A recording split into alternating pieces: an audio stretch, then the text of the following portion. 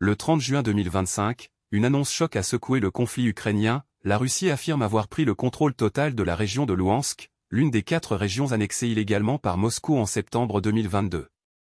Si cette revendication se confirme, elle marquerait un tournant dans une guerre qui dure depuis plus de 3 ans, faisant de Louhansk la première région ukrainienne entièrement occupée par les forces russes.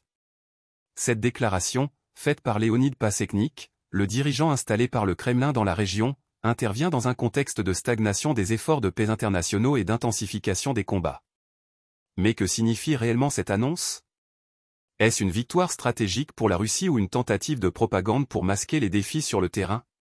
Plongeons dans cette affaire pour démêler les faits, les implications et les zones d'ombre. L'annonce a été diffusée sur la première chaîne de télévision publique russe, Channel One, le lundi soir.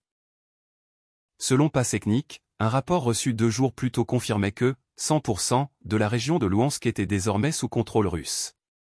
Cette affirmation, si elle est vérifiée, serait une première depuis le début de l'invasion à grande échelle de l'Ukraine par la Russie en février 2022. Jusqu'à présent, malgré ses revendications territoriales sur Louhansk, Donetsk, Zaporijia et Kherson, Moscou n'avait jamais réussi à occuper complètement l'une de ces régions. Louhansk, situé dans l'est de l'Ukraine et faisant partie du Donbass, est un bastion stratégique pour les séparatistes pro-russes depuis 2014. Sa prise totale représenterait un symbole puissant pour le Kremlin, qui cherche à consolider ses gains territoriaux face à une résistance ukrainienne acharnée. Cependant, l'absence de confirmation officielle de la part de Kiev et du ministère russe de la Défense jette un voile de doute sur cette déclaration.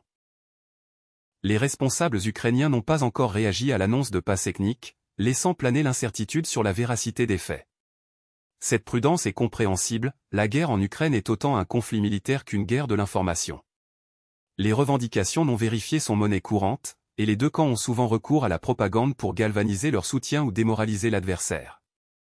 En l'absence de preuves concrètes, comme des images satellites ou des rapports indépendants, il est difficile de confirmer si Louhansk est réellement sous contrôle total russe. Parallèlement, les médias d'État russes et des blogueurs pro-guerre, souvent appelés Z-blogueurs, ont rapporté une autre avancée, la capture d'un village dans la région de Dnipropetrovsk, à l'ouest de Donetsk.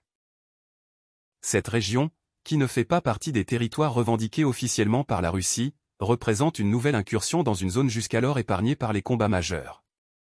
Si cette information se vérifie, elle pourrait indiquer une expansion des ambitions territoriales russes au-delà des régions annexées en 2022. Cependant, là encore, aucune confirmation n'a été fournie par l'Ukraine ou par des sources indépendantes, ce qui alimente les spéculations sur une possible exagération. Pour comprendre l'importance de ces annonces, il faut replacer Louhansk dans le contexte stratégique du conflit. La région, riche en industrie et située à la frontière russe, a été l'un des premiers théâtres de la guerre du Donbass en 2014.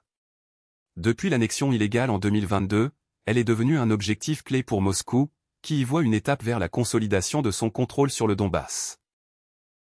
La prise totale de Louhansk, si elle est avérée, renforcerait la position de la Russie dans les négociations futures, surtout dans un contexte où les efforts de paix, notamment ceux menés par les États-Unis, ont échoué à produire des résultats concrets. Le président russe Vladimir Poutine a clairement indiqué qu'il n'accepterait pas de cessez-le-feu sans le contrôle effectif des 4 régions annexées, une exigence que l'Ukraine et ses alliés rejettent catégoriquement. Mais les défis pour la Russie sont nombreux.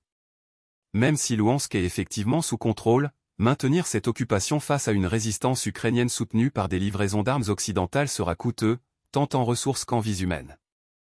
Les forces russes ont subi des pertes importantes depuis le début de la guerre, et les sanctions internationales continuent de peser sur l'économie russe.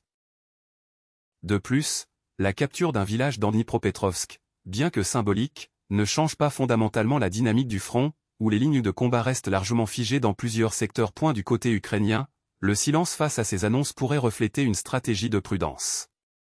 Kiev a souvent choisi de ne pas commenter immédiatement les revendications russes, préférant se concentrer sur la mobilisation de ses forces et le soutien de ses alliés. L'Ukraine continue de recevoir des aides militaires massives, notamment des États-Unis et de l'Union européenne, bien que des retards dans les livraisons aient parfois entravé ses efforts.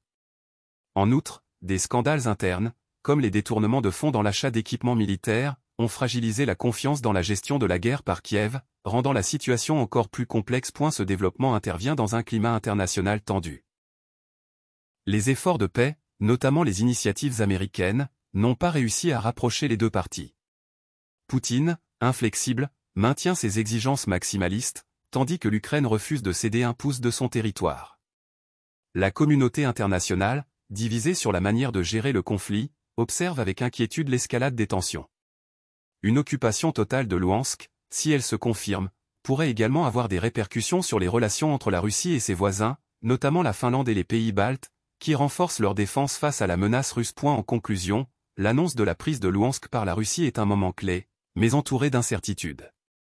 Est-ce une victoire décisive pour Moscou ou une nouvelle opération de communication? Seule une analyse approfondie des faits, soutenue par des preuves indépendantes, permettra de trancher. Ce qui est certain, c'est que cette guerre, qui a déjà bouleversé l'équilibre géopolitique mondial, continue de défier les espoirs de paix. Alors que les combats se prolongent, une question demeure, jusqu'où ira cette escalade, et à quel prix?